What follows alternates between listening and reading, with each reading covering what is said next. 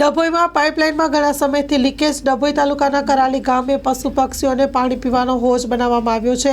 ત્યાં આવેલી પીવાના પાણીની પાઇપલાઇનમાં ઘણા સમયથી લીકેજ હોય પીવાનું પાણી વેસ્ટેજ ખેતરોમાં વહી જાય છે. એક તરફ ગામડાઓમાં પીવાના પાણીની તકલીફો ઉઠવા પામી છે તો બીજી તરફ તંત્રની નિષ્ફળતાને કારણે રોજનું હજારો લીટર પાણી કાંસમાને ખેતરોમાં વહી જતું જોવા મળે છે, જેને લઈને પશુ પક્ષીઓને પીવાના પાણીની તકલીફ પડી રહી છે. તો વહેલી તકે તંત્રના અધિકારીઓ જાગે અને પાઇપલાઇન રિપેરિંગ થાય તો લાખો ગેલન જે પાણીનો બગાડ થઈ રહ્યો છે તે બગાડ થતા અટકે.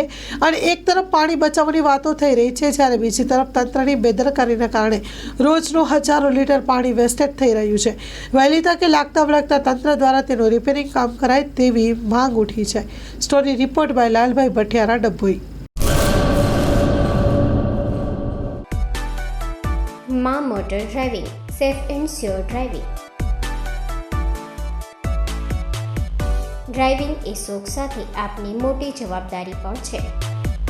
અમારા ઇન્સ્ટ્રક્ટર દ્વારા સચોટ અને સરળ માર્ગદર્શન.